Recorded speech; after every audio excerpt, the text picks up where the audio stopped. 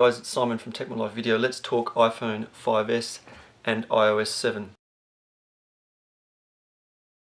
Hi guys, it's Simon from Tech My Life Video, looking a little bit worse for wear today after getting an elbow in the face in basketball last night. So excuse the ugly looking eye. Talking about let's talk iPhone and iOS 7 that is. Now I was going to make this video after having the phone for a week, and I sat down and talked to my camera and it wasn't really happening for me. So I then had my kids, because it's school holidays here in Adelaide, South Australia, and didn't get around to it. So now I've nearly had the phone for 3 weeks, and a few things have kind of actually cropped up in the last kind of week and a half. So that's been interesting, just something extra to add to this video. In terms of the phone, I feel that it's very fragile. It feels very fragile. It feels like a fine china bowl or a fine crystal glass. It feels like it's gonna break. It is very light. It's very thin in the hand. The screen is obviously bigger, more surface area to get damaged. I've been rocking a product red Apple case with the phone, which gives a little bit more thickness, about the thickness of an iPhone 4S, and a little bit more solid in the hand.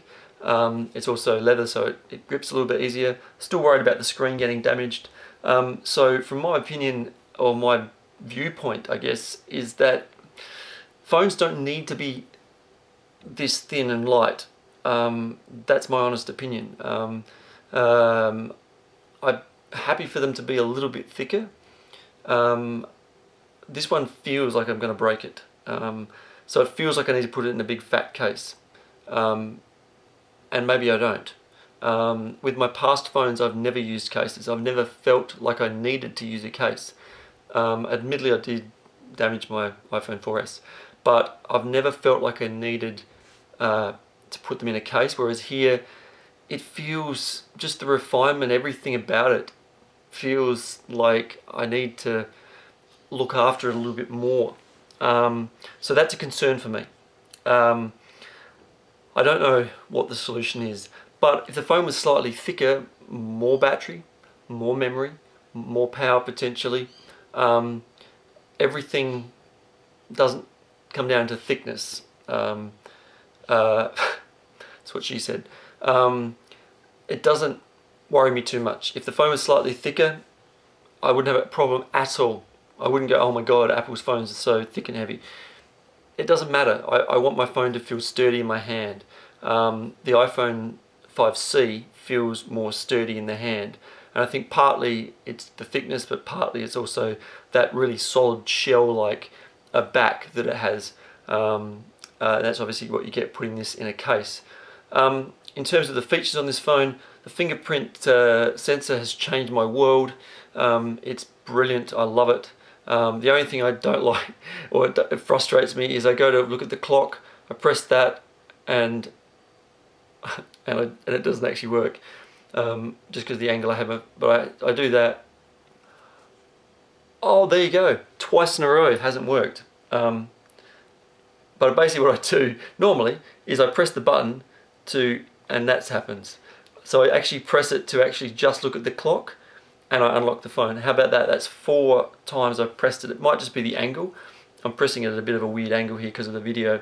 And I have found that a little bit with the angle of the thumb. Normally if you're holding your phone and you go to press it, unlocks every time. Sometimes if you get it on a weird angle, like you're trying to press it with the side of your thumb, you have a few issues. So, but in general it works very well. But I find that I press it to see the clock and I don't take my finger off the button and it unlocks the phone, and that's not why I pressed the button in the first place. So I've then got to kind of relock the phone. But it's a very good feature. You've seen my videos on the slow-mo camera. The only problem with the slow-mo camera is that you can't edit at the moment in iMovie. You may be able to edit in some advanced software, but I haven't got any of that to test. So that's a little bit of an issue for the average kind of user, is not being able to edit those slow-mo videos. It'd be nice to be able to kind of do a bunch of kind of video clips and edit them all together in one video clip. I haven't used burst mode on the new camera. I'm going to maybe have a test of that this afternoon. But moving on from the hardware to the software. In fact, actually, one last thing is the screen. Certainly loving the bigger screen size. My old phone looks very small. So if you're upgrading, you'll be very happy with the extra screen real estate. I'm happy that I can still kind of use the phone with one hand. I'm not looking for a big phone.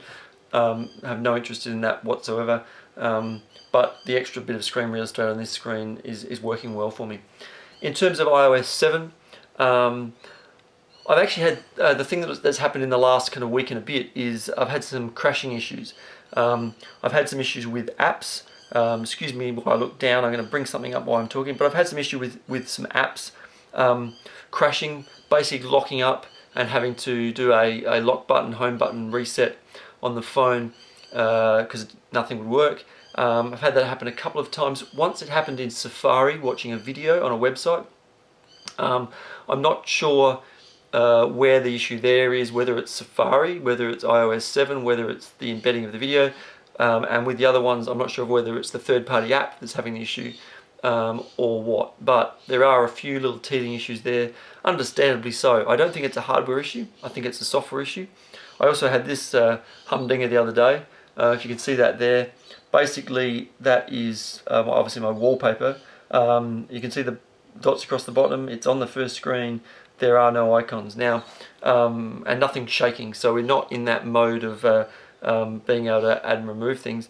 Basically what happened was I was trying to move something into a folder, and as I went to drop it into the folder, I took my finger off to let go, boom, that's what happened. So that's an iOS 7 issue, but I haven't had too many issues. All in all, pretty happy with the way it functions. Certainly the control panel down the bottom there is awesome in terms of being able to flick Bluetooth on and off, flick on the torch, calculator timers, all those things. That's working really well. It's a great addition, about time.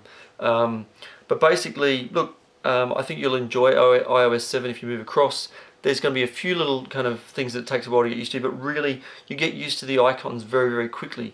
One of my thoughts was you're not going to have that visual reference point. Well, really, for the ones you use regularly, you know where they are almost straight away. Really doesn't take very long for your brain to relearn that. So all in all, I'm happy with iOS 7, certainly happy with the iPhone 5S. I think you'll be happy if you choose to upgrade. Again, I think from the 5, I've said it in past videos, I just don't think it's a worthwhile upgrade. Wait till the 6 comes out. You don't need to upgrade your phone every year. It's not that important. I think you're better off using the 24 months of the technology. Otherwise, there's all these phones lying around. If everybody updated every year, we just have a lot of rubbish basically lying around on this planet. That's my piece. Okay, I'll just get off my high horse there. But either way, I think you're going to be happy. If you haven't updated your device, I think it's pretty safe to update to iOS 7. I haven't had any issues with apps besides those couple of lockups, but in general day use, no issues whatsoever. So yeah, upgrade today. Make sure you back your phone up first though. That's important. Look, I'm Simon from Tech My Life Video. I hope you've enjoyed this one. Please comment or like the video below. Please subscribe to the channel, and we'll see you in the next one, hopefully with less eye damage. Bye.